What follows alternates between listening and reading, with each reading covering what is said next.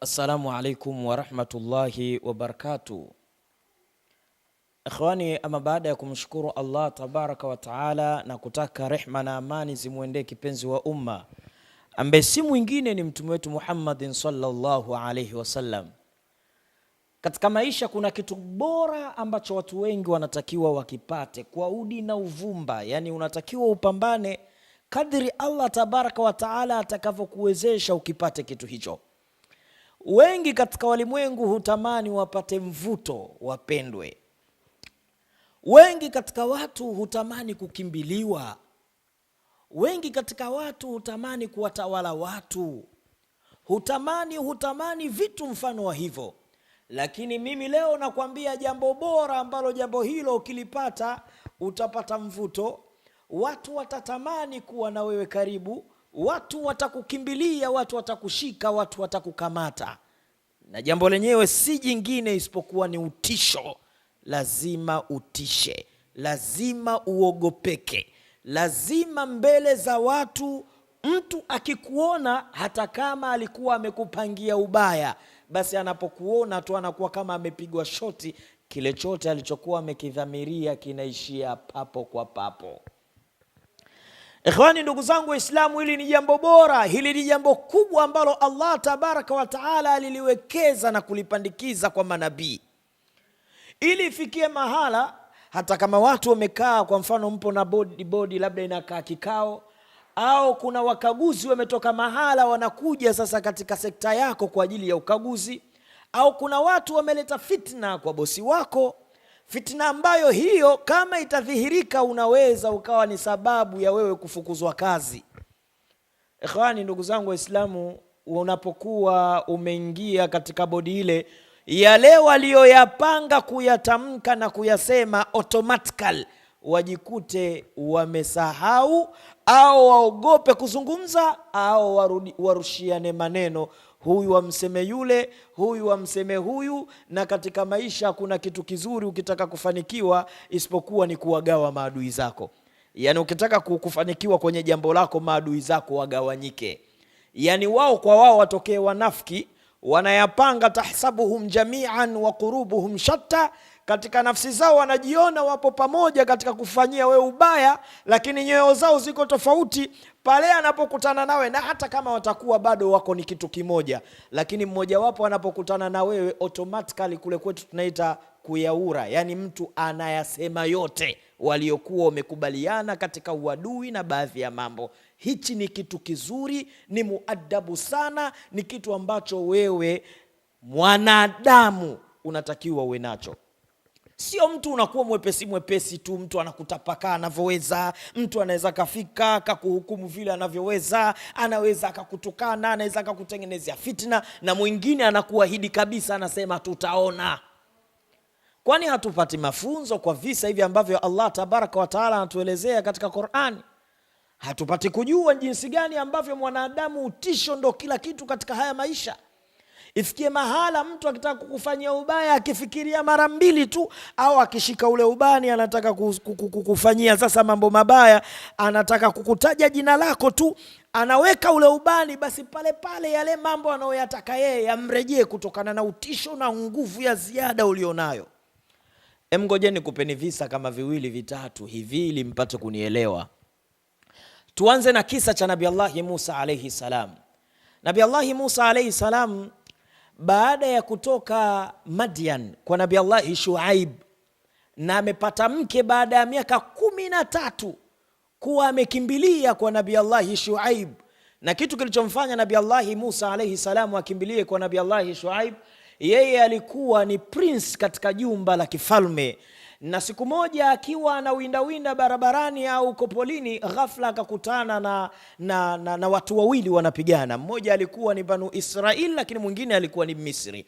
Yani mmoja ni kabila moja na Nabii Allah Musa alayhi salam, na mwingine ni kabila moja na Firauni laanatullah.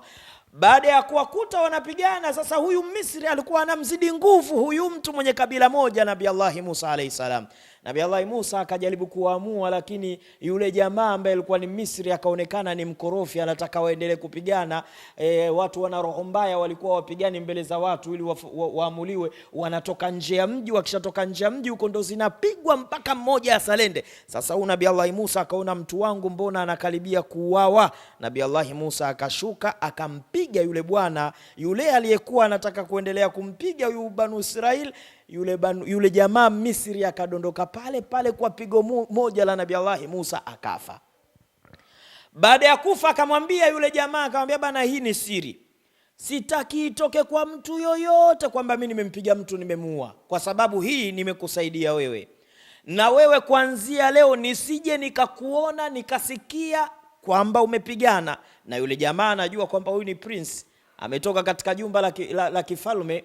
Sasa kweli huyu mtu akinikuta nimepigana anaweza kunichukulia maamuzi magumu.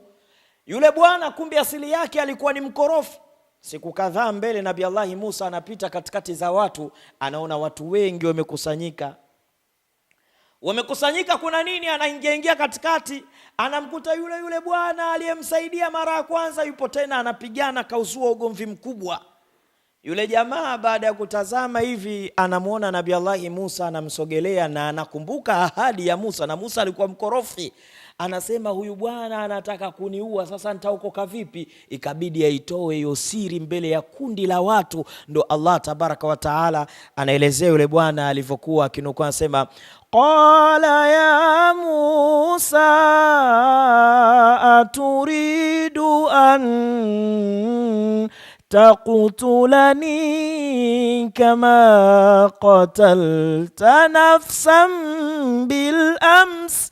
Anamwambia Musa, unataka kuniua kama vile ulivyomuua yule mtu hapo jana au siku zilizokucha kupita? Nabii Allah Musa, watu wanageuka wanamtazama, kumbe yule mtu tunamtafuta muuaji ni nani? Kumbe ni Nabii Allah Musa. Nabii Allah Musa hapo akatafuta vichochoro, ndo kukimbia kwa Nabii Allah Shuaib huko Madian. Kisa ni kirefu, hatukuwezi kuzungumza. Sasa tunazungumza utisho ni nini na mwanadamu anatakiwa atishe vipi, na ili upate utisho kuna mambo mawili unatakiwa uyafanye makubwa. Cha kwanza ni kuondosha udhaifu uliopo katika mwili wako. Siku zote mtu anapotaka kuathirika, ima ni uchawi au majini, lazima wakati ule uchawi unaingia katika mwili wako kuna hofu iliingia. Yani kama unatembea sehemu inaogofya, alafu ghafla ukakutana na mazingira ya ajabu ya kutisha, alafu hofu ikaingia katika mwili wako, ile hofu inafungua milango yako ya ulinzi, kwa sababu tayari usharuhusu ule uchawi unaingia. Sheitani anaingia katika mwili wako, anatashakar katika kiwiliwili chako. Inna shaitana yajri min ibni adama majra dami fil lahmi Yakulu habibuna al-Mustafa Sayyiduna Muhammadin sallallahu alaihi wasallam. Hadithi yenyewe ni muhtafaqun alayhi, kwamba shaitani anatashakar katika kiwiliwili chako kupitia mishipa yako ya damu. Sasa ili upate utisho, cha kwanza ni kuondosha kilichopo katika mwili wako kinachokuathiri, na moja ya dawa mujarrab muaddabu sana bakora ambao nimekuleteni ni hizi dawa aina 3 ambako kokote ulipo sisi tutakufikishia. Dawa ya kwanza ni hii hapa ya kunywa. Hii ni dawa hatari sana, na watu wameleta matukio yao makubwa baada ya kutumia dawa hii. Kuna watu walikuwa wanakaa na muda mrefu ada zao hawazipati. Kuna mtu ada imeporomoka mpaka hofu ikaingia, nikamwambia una miaka mingapi hujapata ada? Anasema na ada, tukisema ada ina maana ni kila mwanamke huwa anaingia kwenye ule mshahara maalumu ambao mwanaume hauingii mshahara huo isipokuwa ni mtoto wa kike. Kila mwezi na tarehe zao zinakuwa ni tofauti tofauti. Nafikiri hapa mtakuwa mmenielewa. Sasa yeye ana miaka zaidi ya 3 alikuwa hajapata ada. Baada ya kutumia dawa hii Mwenyezi Mungu akajalia khairi, ada yake ikatoka. Sasa hivi ni msichana kama msichana kweli. Kuna mwingine ni msichana kama mwanamume. Lakini pia vile vile kuna mtu anaweza kawa ada yake ikiingia haina formula maalum. Leo tarehe mwisho siku inamtengenezea mazingira hata uzazi wake kupatikana inakuwa ni ngumu. Kwa dawa hii inakwenda kurejesha utaratibu wa ada yako kama kawaida, na ikisharejesha itakuwa ni rahisi mtu huyu kuweza kushika ujauzito. Lakini pia vile vile dawa hii inakwenda kufungua mirija ya uzazi, ambayo mirija hiyo ya uzazi imefungwa kupitia aina miongoni mwa anuwai za mashaitani, ambayo inapelekea mwanamke huyu akienda hospitali mirija yake iko sawa, lakini ujauzito hapati. Lakini pia dawa hii inaenda kurekebisha, tunajua kawaida ya mtoto wa kike anapoingia katika ada yake tumbo litauma, lakini halitakiwi kuuma ile ajabu ya Rahmani mpaka mtu anachanganyikiwa, anaona dunia ngumu. Basi hii itakurejesha katika hali ya kawaida, kwa sababu hilo linaita chango. Chango likiwa kali, basi inaweza kapelekea uzazi wako kuwa ni watabu. Lakini dawa hii utakapoitumia, mtoto wa kike atarudi kuwa katika ujana jike wake. Yani kuna mtu mwingine anaweza kawa yuko na mtoto wa kiume katika safari yao ya kila siku ya ndoa, safari ya kwenda kwenu kijijini na kurudi nyumbani. Hii safari inapelekea mwanaume anapata dhiki kubwa kwa kwenda safari ndefu, lakini mtoto wa kike bado hajisikii radha wala msisimko wa Coca-Cola juu ya safari yake. Sasa unapotumia dawa, na kuna wengine katika watoto wa kike katika maisha yao yote tokea wamevunja ungo mpaka sasa hivi wananitazama, hawajawahi kusikia mshindo maana yake nini, au furaha ya tendo la ndoa maana yake nini. Na mara nyingi anakuwa anazungumza na kutupa lawama kwa mtoto wa kiume kwamba hajaniridhisha. Hapana, wewe ndio una tatizo katika mfumo wako wa uzazi ambao unapelekea wewe usifike katika lengo lako. Hii dawa ukiitumia kwa idhini yake Allah tabaraka wa taala, itarejesha msisimko wa hali yako kama mtoto wa kike, na kwa mara ya kwanza utaifurahikia hii dunia. Utajua kwamba dunia kuna raha zaidi ya kula, utajua hii dunia kuna raha zaidi ya kupanda magari, utajua hii dunia kuna raha zaidi ya kuwa na wazazi au kunywa vitu vizuri. Raha yenyewe ni nipi? Ni pale kitanda 8 kwa 8 kuwa ni futi moja, kwa namna ambavyo shughuli itakavyokuwa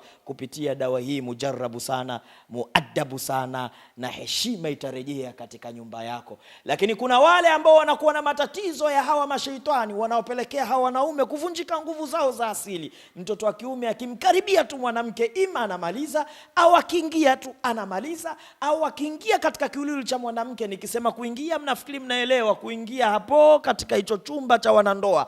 Akiingia tu basi shughuli inakuwa ni pevu. Mtoto wa kiume huyu mambo yanakuwa shaghara wa mbagara. Tatizo kubwa linakuwa ni huyu mwanamke, kile jini kilichopo katika mwili wake kinamvunja nguvu huyu mwanaume. Mwisho wa siku mwanaume anakuwa hana uwezo wa kushiriki na kuhimili jambo hilo.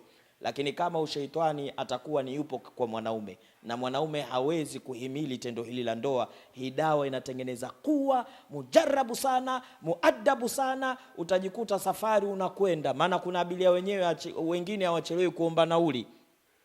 Unasafiri naye, unampeleka anapokwenda, na bado gari iko vizuri, inageuza inarudi, unamrudisha tena mpaka aseme bana, umenipitilizisha kituo, mimi nimetua, nimefika, nimechoka, sasa safari ishie hapa. Hivyo ndivyo inavyotakiwa. Dawa hii ni mujarrabu sana, muaddabu sana. Lakini kuna kitu kinachoitwa haru yabis, halu rutwabi, bardu yabis, bardu rutwabi, baridi lenye asili ya ukavu na baridi lenye asili ya unyevunyevu.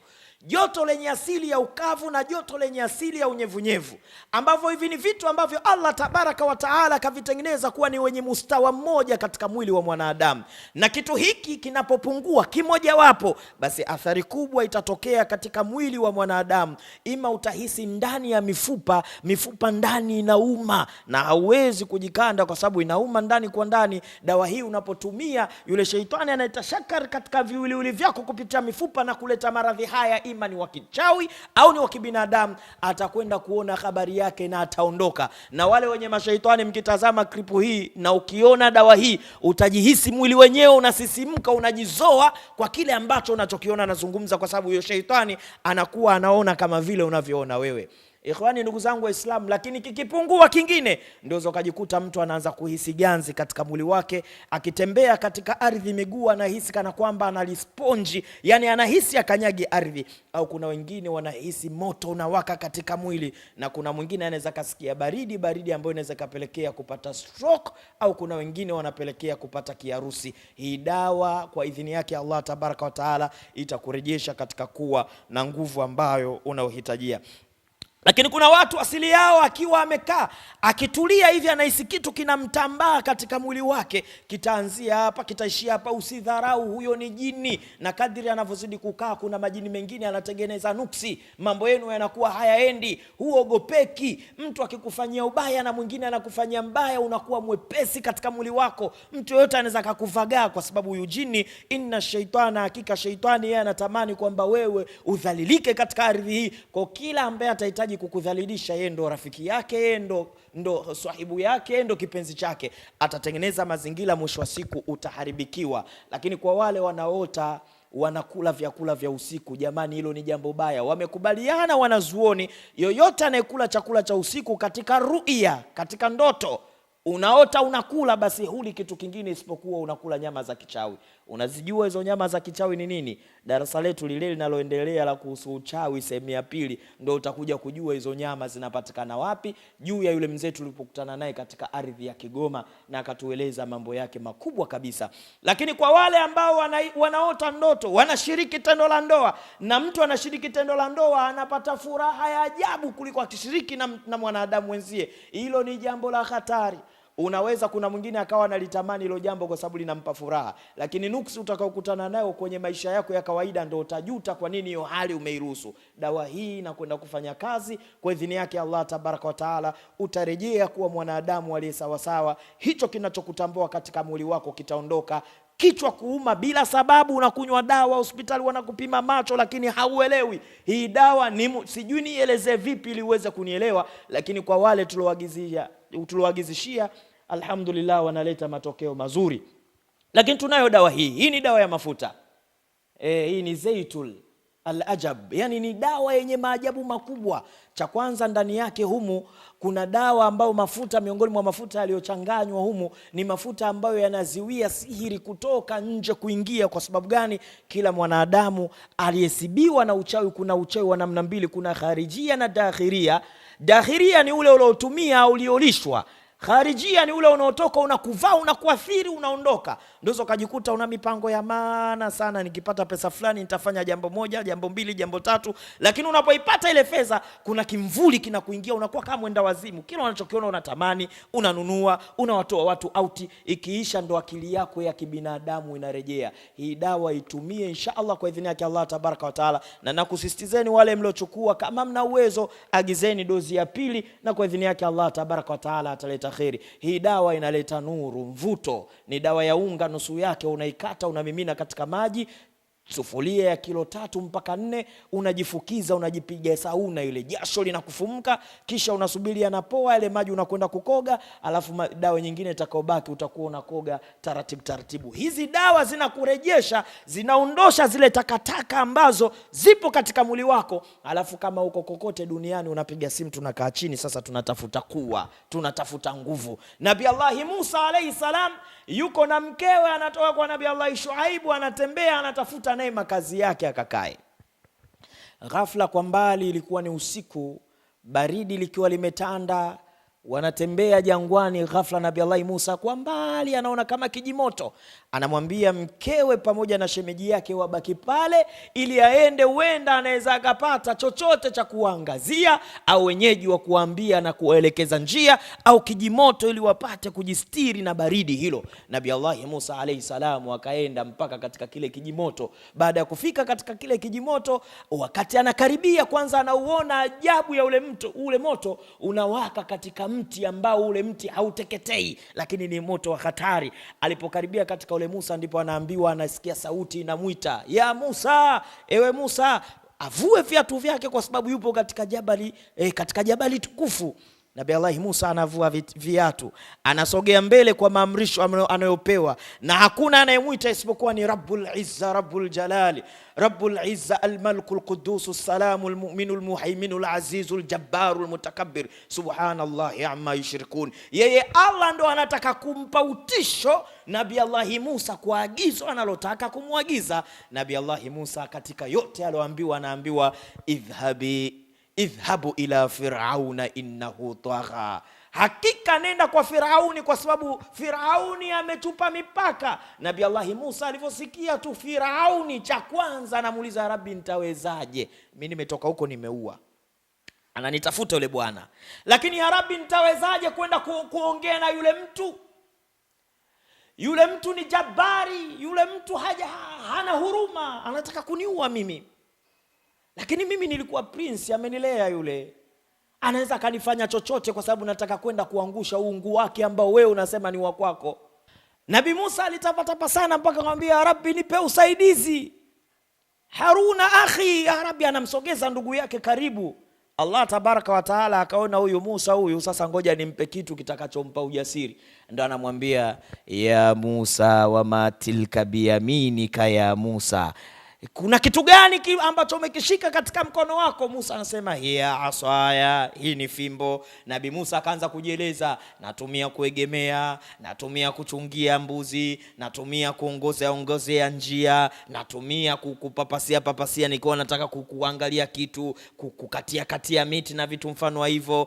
Allah tabaraka wa taala anamwambia iachie hiyo Musa, hiyo fimbo ulionayo. Mungu anampa utisho sasa, utisho ambao Firauni mwenyewe akiuona atapata habari yake, licha ya ufalme wake, licha ya kujita Mungu anampa kitu ambacho kitafanya Nabii Allah Musa akifika mbele ya Firauni wapate kuzungumza, sio tena mmoja awe jabari ya mwingine. Wewe unakuaje mnyonge tu, unapigwa kofi la kulia inshallah, unapigwa la kushoto, Mungu yupo. Na Mungu ampendi Muislamu au mwanadamu mwenye kupenda kuonewa. Na ndio maana hata Mtume Muhammad sallallahu alaihi wasallam alivyokuwa akipigwa, kahamia Sham, kahamia sijui wapi, kafika Madina, Mungu anamwambia sasa wapige. Nabii Allah Mtume Muhammad sallallahu alaihi wasallam mwenyewe alipewa utisho. Kuna bwana mmoja alichukua na Abu Jahali alidhurumu kwa bwana mmoja, akadhurumu ngamia 100. Yule bwana hakuwa Muislamu, akaenda kwa Mtume wetu Muhammad sallallahu alaihi wasallam akamshtakia. Baada ya kumshtakia, Mtume Muhammad sallallahu alaihi wasallam akamfuata Abu Jahal, yeye na yule bwana. Makuraishi walivyomwona Muhammad amekwenda kwa Abu Jahal sallallahu alaihi wasallam, amekwenda kwa Abu Jahal, wakakusanyika, kwa sababu Abu Jahal ametangaza dau kubwa, atakayemkamata mtume na kukata kichwa atatoa ngamia ambao hawana idadi. Sasa wakajua sasa Abu Jahal anakwenda kulimaliza jambo lake mwenyewe. Lakini alivyosimama Mtume Muhammad sallallahu alaihi wasallam anamuuliza, huyu unamjua? Abu Jahal anasema ninamjua. Umechukua nini kwake? Nimechukua ngamia. Wangapi? 100. Mrudishie. Pale Abu Jahal anasema mrudisheni ngamia 100. Yule bwana akarudishiwa, akaondoka, na mtume akaondoka. Watu wanamwambia sio unataka kumuua, kafika mbele yako unashindwa kumuua. Asema nyie mngeyaona nilokuwa nayaona kwa yule bwana, msingesema maneno yale, kwa sababu nilikuwa naona simba wawili kulia, simba mmoja kulia, simba mmoja kushoto, na hao simba kila nikiweka dhamira, sio kumsogelea, sio kumvamia, nikiweka dhamira ya kumfuata moyoni, wale simba wanaonyesha alama ya kunirarua, na kama ningeruhusu hilo jambo wangekuwa wamenirarua na mimi msinione tena katika ulimwengu. Yule bwana hakuwa mtu wa kawaida pale, hakuwa Muhammad mlomzoea. Mungu anakupa utisho. Wewe kwa nini hauna utisho kwa watu unaowaongoza, kwa kazi unaoifanya? Kupendwa utapendwa baada ya kuwa na utisho na sauti na nguvu. Sijui mnanielewa? Hata watoto wa kike utamkuta, kuna mtoto wa kike mwingine ana nguvu, ana utisho, licha ya uzuri unamkuta ni mzuri, lakini hakuna mwanaume anaweza kumparamia au kumwambia neno la ovyo. Hakuna. Na hata huyo ambaye amepangiwa kuwa mume wake, kwa wale mnaonitazama au kwa wake zenu waliokuwa na utisho huo, mtakuwa ni mashahidi, mpaka unakuja kumpata, mpaka unakuja kumuoa, mpaka umemuoa, wewe mwenyewe huamini kwamba huyu kweli ni mke wangu, kutokana na utisho alionao, kutokana na kipawa alichonacho na mvuto. Na ukiwa na utisho unaweza kumwamrisha mtu yoyote. Ngojeni kupeni mfano. Angalia katika familia yako mmezaliwa wangapi? Chunguza katika wale watoto waliozaliwa ni nani ana sauti na kauli kwenu. Anaweza kawa ni mdogo wa mwisho, lakini akifika dada umekosea na unanyamanza. Nyinyi wenyewe mama yenu mkiona kakosea baba yenu, mnakuwa na mtoto mmoja anamwambia bana wewe ndo baba, asemi chochote, hebu nenda kamwambie baba. Na yule mtoto anafika baba bana hili bana unakosea, na mzee anatia basi sawa mwanangu, kiasi ambacho nyinyi wengine msingeweza kumdiriki mama yenu au baba yenu. Na kama ingekuwa mna uwezo wa kufanya hivyo, basi mtapewa laana. Kuna wazazi wengine ukiona unamuelekeza tu katika jambo, ina maana mimi ndio umenizaa, mimi sasa nimekuwa mtoto kwako, utapewa laana za mashariki na kaskazini. Lakini mmoja katika yule ambaye ndo ana power, ana utisho, anamfuata mzazi wake na anadiriki naye na anamwambia na mzazi sama watoa na radhi haitoki. Watoto wa kike tafuteni utisho. Na mimi nakwambia ni ukweli, kuna wanaume wanawaogopa wake zao kutokana na utisho. Unaweza kujikuta mume wako anakupa simu, unaiperuzi ile simu, kila ukiitazama ile simu unaona tu kuna shangazi, baba, mjomba, na zile namba unazijua mwisho inaishia ngapi, ya wakwe zako ya nini. Hakuna makando, kwa sababu wanakuogopa. Sasa unajua wanafanya nini? Kwenye gari kuna kijisimu kidogo, Kile kijisimu kidogo ndo ukijui. Hawara yake ishaambiwa, sikiliza, hichi kisimu nikifika nyumbani na kizima, usithubutu kupiga. Mke wangu namjua mwenyewe.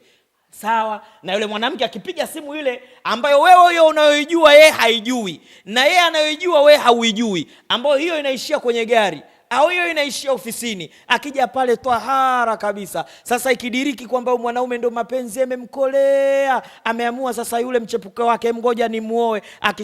Akishamuoa utakaa hata miaka miwili mpaka ugundue mwenyewe kwamba jamaa ameoa. Ni muda utapita. Unajua ni nini?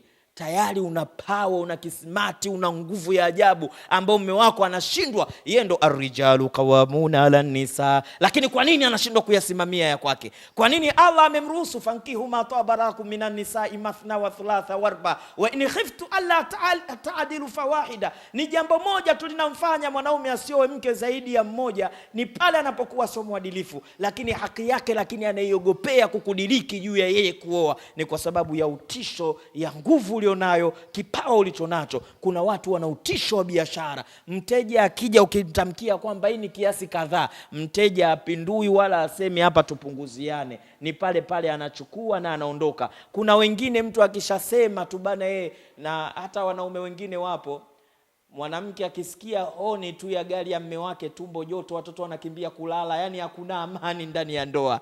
Si jambo zuri sana, lakini ni zuri sana kwa sababu kulelewa tu kwa inshallah muda mwingine itakuwa ni mtihani. Na ndio maana angalieni watoto wa kiume ambao mnaishi hamna pawa kwa wake zenu au kwa wachumba zenu, inapelekea mapenzi yenu huwa yanavunjika haraka sana.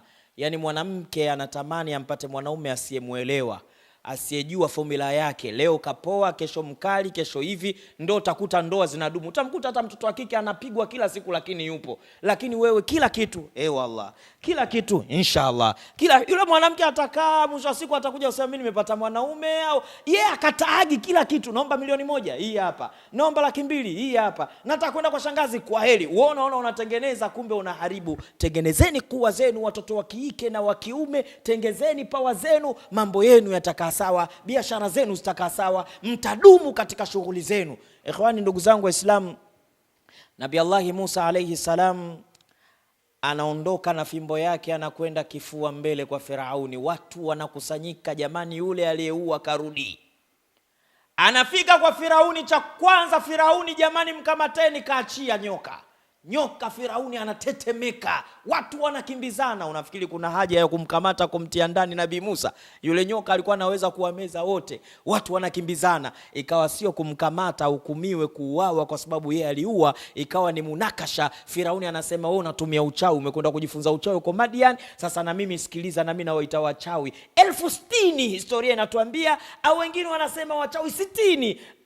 Kadiri itakavyokuwa idadi yao, Firauni akawatafuta wachawi. Na ukisikia Misri inaongoza kwa uchawi, walikusanyika watu. Sawa, ipo miji mingine, lakini Misri hatari. Wakakusanyika, kuna mji huko Babeli huko Iraki, huko ndo uchawi uliposhukia. Wanakusanyika wale wachawi, wanashindana na Nabii Allah Musa. Ile kuwa wale wakatupa vijikamba, vikageuka kuwa nyoka, na Nabii Allah Musa alayhi salamu yeye akaachia nyoka. Yule nyoka akawa mkubwa zaidi ya vile alivyomuona Firauni mwanzo, mpaka Musa mwenyewe akanajiuliza, huyu ndo nilokabidhiwa kule jangwani? Nyoka akameza vijinyoka vyote. Firauni ikawa ni sababu ya kuwa na hofu, na Musa kupata fursa ya kuweza kuondoka na watu wake, kuondoka kutaka kukimbia katika ardhi ya Misri. Ndio Firauni akajazwa maneno na watu, wewe si ndo Mungu mwenyewe bana, hebu tumfuate. Firauni ile alikuwa ana mpango wa kumfuata Musa kwa yale aliyoyaona. Wewe una utisho, unaishiishi tu. Yani inafikia mahala mtoto wa kike, una mume wako, mmeanza zero, mmeanza kupata pesa, yule mwanaume anaenda kutafuta mfanyakazi wake wa ofisi, na ni bora hata kumuoa, alhamdulillah, anakuwa tu hawara. Tuseme tuchukulie amemuoa, lakini yule mwanamke wa nje ana sauti kubwa kuliko wewe. Chumba chako ulichokijenga wewe na mume wako, mkapata mtoto mmoja. Kuna mtu mmoja alipopata tu ujauzito, ameondoka ameenda kwao kujifungua, alivyorudi akakuta chumbani kwake kuna mwanamke yupo. Akawa hana la kusema, alafu yule binti akaenda kulala chumba cha wageni. Yeye mwenyeji aliyejenga nyumba na mume wake analala chumba cha wageni. Alafu mwanaume anapotoka, yule mwanamke wakati anaandaa chakula labda, kwanza mwanaume inafikia mahala hata chakula cha ule mke mkubwa, huyu mke mkubwa akipika mwanaume hamwamini, anamwamini mke mdogo. Ana utisho, mwanamke mdogo anakuja na utisho mkubwa. Mwanamke atakachosema ndicho mwanaume anachokifuata. Kinapikwa chakula, huyu mke mkubwa anashuhudilia, mke mdogo anachukua dawa anaweka kwenye chakula na anamwambia, mimi nilijipanga muda mrefu sana na unakaa hapa katika hii nyumba kwa rehema zangu. Siku nikitaka kukufukuza wewe na hicho kifaranga chako, mtaondoka mkatafute huko baba, ukamtafutie baba, huyu ni wa kwangu mimi. Mwanamke huyu akisema, anasema sasa nitamwambia vipi kwamba analishwa madawa? Maana hawezi kuniamini, naweza nikapigwa nikafukuzwa, na yeye ndio hivyo tena, atakwenda wapi? Inabidi avumilie pale pale, na wamefanya mambo makubwa. Kwa nini unakuwa mnyonge katika jambo silitaki katika maisha yangu? Ni kuwa mnyonge. Hemu shusha komenti zako, piga simu hiyo mwisho 771 inapatikana WhatsApp na kawaida, lakini hiyo ya 54 inapatikana WhatsApp na kawaida. Kama utaki unyonge katika ulimwengu, iko dua tutapiga ukitoka hapa wewe kweli. Kwa mfano nikupeni mfano, simba na tembo, nani anatisha? Upo katikati, kulia kuna simba, kushoto kuna tembo, utaelekea wapi? Utakimbilia kwenye tembo. Hauwezi kwenda kwenye simba, kwa sababu simba ule mungurumo wake, sauti yake, jinsi alivyo, anatisha. Lakini watu wanatoka safari mbali wanakuja kumtazama simba. Wanamtazama, wanamfuga. Ukiwa na utisho utapendwa, ukiwa na utisho utaweza kukitawala chako na utaweza kukitunza, na mtu hatakuwa na fikra ya kusema kwamba huyu hapa naweza nikamvagaa vile ninavyotaka mimi. Tumalizie kisa cha Nabii Allah Suleimani alayhi salam. Anaandika barua kutoka huko aliko, inakwenda kwa Malkia Balkis kwa kupelekwa na ndege anaitwa Hudhud. Ndege yule anaidondosha ile barua, Balkis Malkia anaifungua ile barua, anakuta maneno yameandikwa, innahu min Sulaiman wa innahu bismillahir rahmanir rahim alla ta'alu alayya wa atuni muslimin au muslimun. Vyovyote itakavyokuwa, we Balkisi na watu wako, hakikisha unatuijilia sisi ukiwa ni Muislamu, umejisalimisha. Tena katika ile barua kuna maneno sema, sisi ahlul quwa, nahnu ahlul quwa, sisi ni watu wenye nguvu na mahodari wa vita. Maneno, kuna muda mwingine maneno tu yanatakiwa yatishe.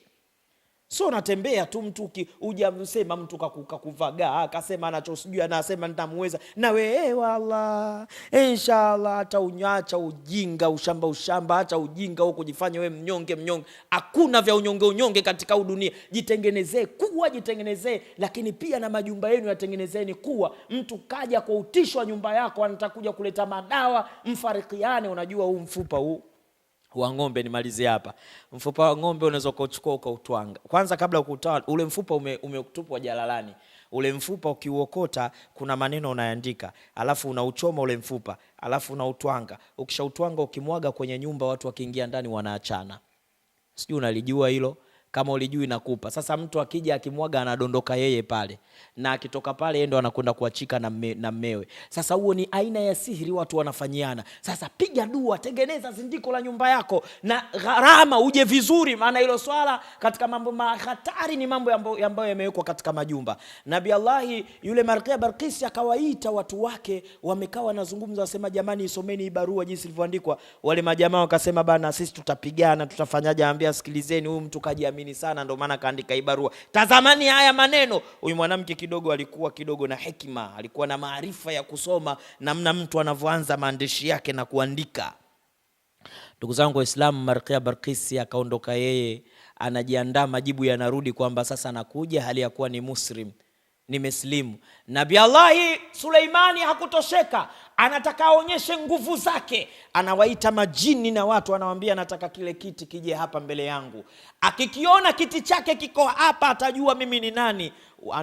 Anasimama ifriti minal jini, anasema mimi nitakileta kiti kabla haujasimama katika makamu yako. Lakini anajitokeza mtu mwingine, amesifiwa katika Qur'ani, mjuzi wa kitabu, asema mimi kabla hujapepesa. Hiyo ni nguvu, hiyo ni kuwa, hiyo ni utisho. Na kweli Balkis anakuja anakuta kiti chake, lakini kimepambwa katika katika hali ya namna hii ambayo haifahamiki. Ndugu zangu Waislamu, haya yote huwezi kufikia isipokuwa dawa hizi za aina tatu, mujarrabu sana, muaddabu sana. Insha Allah kwa idhini yake Allah tabaraka wa taala, zitumie za dawa hizi, zitakufanya wepesi. Hii inaondoa mabaya yaliyopo katika mwili wako kama nilivyosema hapo mwanzo. Hii inaziwia vile ambavyo vinataka kutoka nje na kuingia, lakini hii hapa ni kwa ajili ya kusafisha mwili wako